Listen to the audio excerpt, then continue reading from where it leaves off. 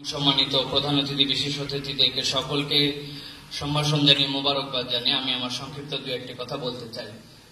সম্মানিত উপস্থিতি, আব্দুল্লাহ জাহাঙ্গীর স্যার কি ছিলেন এই পরিচয় ছাত্রদেরকে দিতে হবে এবং আমি সেই পরিচয় দেব, এরকম আমার মধ্যে কোনো যোগ্যতা নাই যে স্যারকে আমি ইন্ট্রোডিউস করবো। তো আপনাদের সাথে কতগুলো বিষয় শেয়ার করব, যে বিষয়গুলো আমাদের সকলের কত চিন্তার জন্য কতগুলো বিষয় দরকার।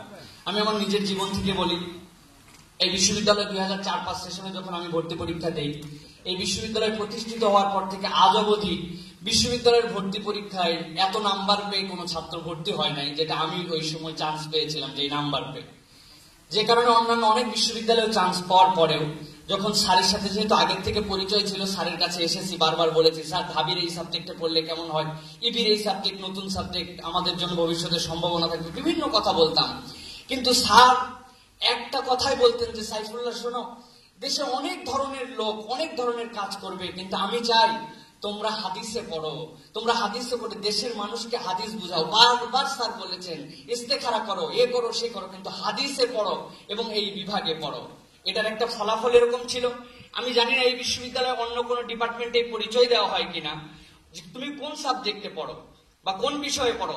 যারা আল হাদিসে পড়ে বাইরে যাওয়ার পরে তারা পরিচয় দেয় আমরা আব্দুল্লাহ জাহাঙ্গীর স্যারের সাবজেক্টে পড়ি। আল হাদিস ডিপার্টমেন্ট অনেকে চেনে না, সারা দেশের মানুষ সারা বিদেশের মানুষ চেনে আব্দুল্লাহ জাহাঙ্গীরের সাবজেক্ট হচ্ছে আল হাদিস। এরকম একটা ব্র্যান্ডিং তিনি ছিলেন। প্রিয় ভাইরা, কেমন করে এরকম মানুষ তিনি হতে পারলেন? আমি আপনাদের কাছে ছোট্ট একটা তুলনা দেই। বিশ্ববিদ্যালয়ের অনেক ডিপার্টমেন্টের শিক্ষকেরা আছেন, তার আগে প্রফেসর হওয়া অনেক প্রফেসর স্যারেরা আছেন, কিন্তু তার খেদমতের নমুনা কেমন ছিল? তার আসুন্না পাবলিকেশনস থেকে তার অন্যান্য বই বাদ দিয়ে 19টি তার বই বেরিয়েছে। আমি গতকালকে হিসাব করেছি, এই 19টা বইয়ে তার 6,274টা পৃষ্ঠা রয়েছে। এই 19টা বইয়ের প্রত্যেক পৃষ্ঠা আমি গড়ে দেখেছি 290টি শব্দ, হিসাব করলে 18,19,460টি শব্দ আছে। প্রত্যেক বই, অনেক বড় বই আছে, কিন্তু সবচেয়ে ছোট বইয়ে দেখেছি তিনি 30 লাইন করে লিখেছেন এক একটা বইয়ে। সেই হিসাবে 1,88,000 সামথিং তার লাইন রয়েছে। তার রেফারেন্স, এই বইগুলোর মধ্যে মাত্র তিনি 11টা বই রেফারেন্স দিয়েছেন, বাকিগুলা পৃষ্ঠাতে নিচেই রেখে দিয়েছেন। এই রেফারেন্স বইয়ের সংখ্যা 2,224টি বই থেকে স্যার কেবলমাত্র রেফারেন্স দিয়েছিলেন। প্রিয় ভাইরা, প্রিয় আমার উপস্থিতি, আমার শ্রদ্ধাভাজন শিক্ষক মন্ডলীরা, স্যার বলতেন মাঝে মাঝে আমার বিশ্ববিদ্যালয়ের, আমি ক্ষমা চাচ্ছি আমার স্যারদের কাছে, তারপরে স্মরণ করছি, স্যার বলতেন যে সাইফুল্লাহ, তোমার স্যার অনেকে আছেন যারা হাউস টিউটর হওয়ার জন্য বিভিন্ন জায়গায় দৌড়াদৌড়ি করে। কেন? কারণ তাদের টাকা পয়সা যেটা ডিপার্টমেন্ট থেকে পাই তারপরে সাফিসিয়েন্ট আমরা হতে পারি না। একটা হাউস টিউটর একটা বিভিন্ন কোনো পদে গেলে তাদের জন্য একটা সম্মানী হয়, এটার জন্য তারা কিছুটা প্রেফার করে। কিন্তু আমি স্যারদেরকে পরামর্শ দেই, স্যার বলেন আমি আব্দুল্লাহ জাহাঙ্গীর বই লেখি, এক একটা বইয়ের থেকে আল্লাহ আমাকে অনেক টাকা দেয়, তোমার স্যারেরা যেন বই লেখে। আমি এটা বুঝাতে পারতেছি না তাদেরকে, আমি আমার ওস্তাদদেরকে বলবো।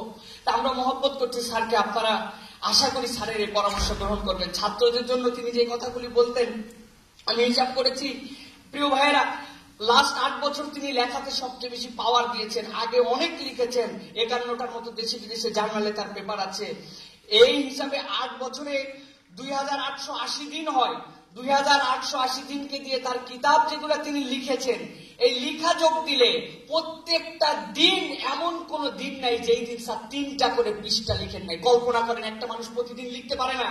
আর স্যার যেটা লিখতেন টোটাল কম্পিউটারে তিনি টাইপ করতেন, তার থেকে জোরে কম্পিউটার কম্পোজ করবে এরকম আলেম আমি দেখি নাই কখনো। প্রিয় ভাইরা, এরকম বরেণ্য ব্যক্তিত্ব ছিলেন। তার আমি দুটা দিক আপনাদের কাছে তুলে ধরবো। একটা হচ্ছে তার খুলুকি সুন্নাতের দিকে স্যার গুরুত্ব দিতেন। স্যার ছাত্রদেরকে বারবার বলতেন টুপি নিয়ে টানাটানি করো, পাঞ্জাবি নিয়ে টানাটানি করো, জুব্বা নিয়ে করো, এটা ভালো, এটা আমি ত্যাগ করতে বলি না। কিন্তু নবী করিম সাল্লাল্লাহু আলাইহি ওয়াসাল্লামের একটা আচরিত সুন্নাত ছিল, খুলুকি সুন্নাত। ওই সুন্নাত, যেই সুন্নাতের দিকে তাকালে মানুষ তোমাকে ভালোবাসবে, সুন্দর করে কথা বলবে, তোমার দিকে মুখ ফিরানোর আগে তুমি তার থেকে মুখ ফিরাবে না, এই মানুষ নাই। কিন্তু আমি স্যারের সবচেয়ে বেশি যারা বিরুদ্ধ মনোভাবাপন্ন তাদের কাছে জিজ্ঞাসা করতে চাই, আব্দুল্লাহ জাহাঙ্গীর স্যারকে কেউ আপনারা দেখেছিলেন? হাসি মুখ ছাড়া আপনাদের কাছে কোনোদিন কথা বলেছে? বিশ্ববিদ্যালয়ের যে আমি দেখেছি নিচে নামার পরে যে ভ্যান চালক, জিজ্ঞাসা করার আগে স্যার বলতেন বাবা ভালো আছো? গতকালকে ঢাকা থেকে আসছি, হোটেলে আপনাদের কাছে স্মরণ করি, মানুষ কেন মনে রাখে, হোটেলে নেমে আমি খেতে বসছি, আমাকে বলছে কোথায় যাচ্ছেন? আমি বললাম যে ঝিনাইদহ যাচ্ছি। বলে আব্দুল্লাহ জাহাঙ্গীর স্যার ইন্তেকাল করছেন, আপনি চিনতেন? আমি বললাম চিনতাম না ভাই, আমার বিরাট কিছু শেষ হয়ে গেছে, আমি তার ফেলো ছিলাম। আগের দিন ফোন করে বললেন ঢাকা আসছি, চিন্তা করো না, 30,000 টাকা ছাত্র মানুষ তোমরা কোথা থেকে জোগাড় করবে? এমফিল এর টাইম পিটিশন করলেই 30,000 টাকা দিতে হয়, আমি তোমাকে রেডি করে দিব, 2 মাসের মধ্যে তুমি পেপার জমা দিতে পারবে। বিশ্ববিদ্যালয়ের সেই হোটেলের বয় বলতেছে আমাকে, ভাইয়া স্যার আমাদের হোটেলে আসতেন, আসার পরে আমরা সালাম দিতে পারতাম না, আগে এসে বলতেন বাবারা তোমরা ভালো আছো তো, মনে হতো আমাদের জন্য উনি অপেক্ষা করছেন। হোটেলের বয়, বাড়ি নাই, গাড়ি নাই, টাকা নাই, পয়সা নাই, হোটেলে যাওয়ার পরে তাকে বয়রা স্যার বলে আর এমন ভাব ফাপড় নেয়, কিন্তু উনি এমন ব্যক্তিত্ব ছিলেন। হোটেলের বয় কেঁদে আমাকে গতকালকে এটা জানাচ্ছে। প্রিয় ভাইরা, ব্যক্তিত্ব গঠন স্যার বলতেন এই জন্য হাসি মুখ তোমার আল্লাহ রাব্বুল আলামিনের কাছে যাবে, তিনি ছিলেন হাসি মুখের মানুষ। আমি আরেকটা উদাহরণ দিব প্রিয় ভাইরা, স্যার ছিলেন আমাদের জন্য বিদ্যুতের লাইন। আপনি আমি চলে যাব, আমাদের শেষ, আমরা স্টপ হলে শেষ, কিন্তু স্যার ছিলেন এলেমের বিদ্যুৎ প্রবাহ। হাজার হাজার বাতি জ্বলাইছেন তিনি এবং জ্বালাতেন। তিনি চলে যাওয়ার দ্বারা আমাদের যে কি ক্ষতি হয়েছে এইটা আমরা এখন অনুভব করতে পারছি না। পারবে, এই জাতি পারবে সামনে এটা রিয়ালাইজ করার জন্য। এই জন্য আমি আপনাদের জন্য বলবো একটা জিনিস, স্যার ছাত্রদেরকে 3টা পরামর্শ দিতেন আমাদেরকে, মিশন ঠিক করো, ভীষণ ঠিক করো এবং তোমার একটা নিজস্ব প্যাশন আনো। স্যার বারবার বলতেন, প্রথম দিকের ক্লাসে স্যার পড়াতেন না, 8-10টা ক্লাসে স্যার নিয়ম ঠিক করতেন ছাত্রদের জন্য। এই স্যার আপনারা আমরা কোথায় পাবো?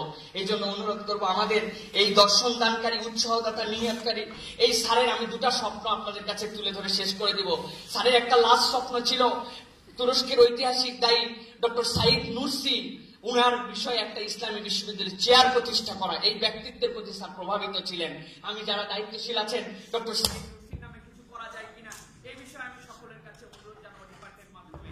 আর 2 নম্বর, আমাদের বিভাগের উদ্যোগে সেমিনার লাইব্রেরিতে তার জন্য একটা স্থান হয়েছে। আমি মনে করি আব্দুল্লাহ জাহাঙ্গীর স্যার শুধু আল হাদিস বিভাগের ছিলেন না, তিনি বিশ্ববিদ্যালয়ের ছিলেন।